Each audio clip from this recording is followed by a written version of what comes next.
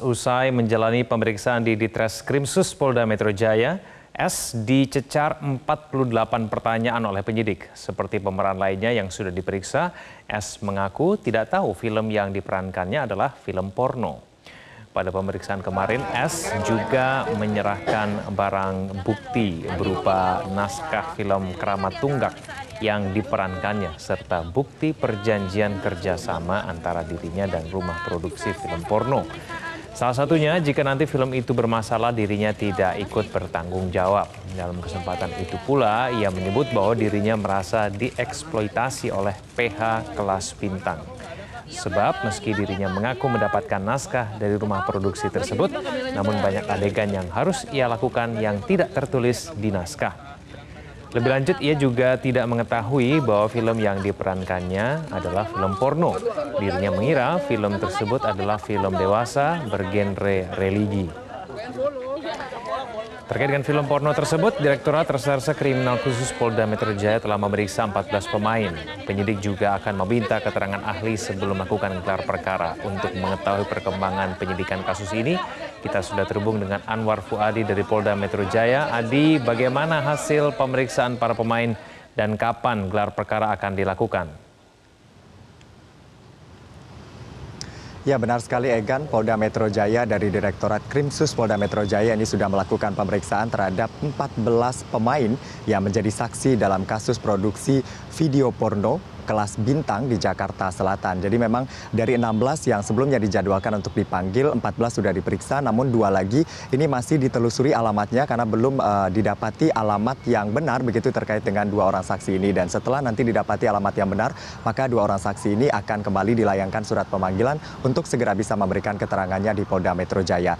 Nah, terkait dengan materi pemeriksaan terhadap 14 orang pemain ini, tadi disampaikan oleh Dirkrimsus Polda Metro Jaya, Kombes Pol Ade Safri Simanjuntak, bahwa untuk hasil pemeriksaan selama dalam 2 pekan terakhir ini merupakan konsumsi dari penyidik. Jadi pihaknya enggan membeberkan detail terkait dengan hasil pemeriksaan ini.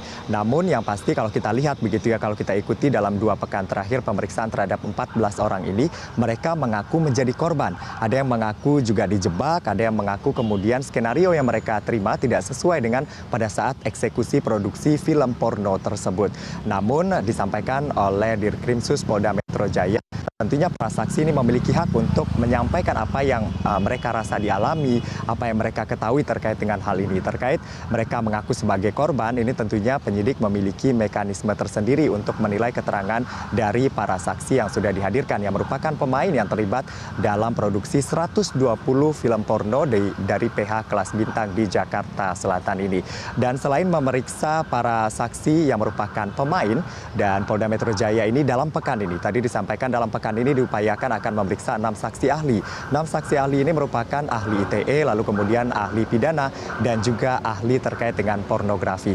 Barulah setelah itu nantinya keterangan-keterangan ini menjadi bekal dari penyidik untuk melakukan langkah selanjutnya dalam penyidikan kasus video porno ini. Terkait pertanyaan Anda tadi, Egan, terkait dengan gelar perkara. Gelar perkara baru akan bisa dilakukan setelah keterangan saksi ini terkumpul dan keterangan saksi ahli sudah dimintai begitu pada pekan ini. Jadi belum ada jadwal pasti kapan gelar perkara ini akan dilakukan. Namun tadi disampaikan gelar perkara akan dilakukan sesegera mungkin untuk memberikan kepastian hukum terkait dengan status para pemain yang kemarin sudah diperiksa sebagai saksi.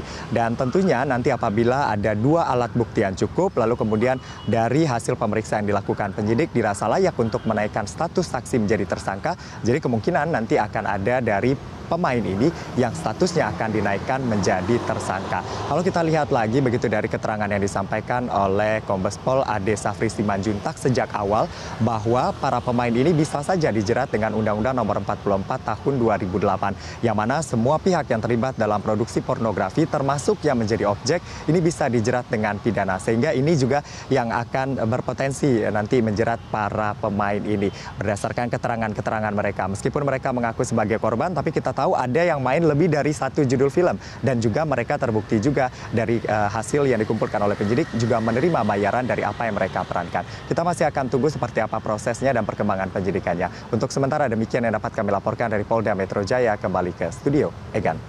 Baik, terima kasih atas informasinya Anwar Fuadi langsung dari Polda Metro Jaya. Jelajahi cara baru mendapatkan informasi. Download Metro TV Extend sekarang.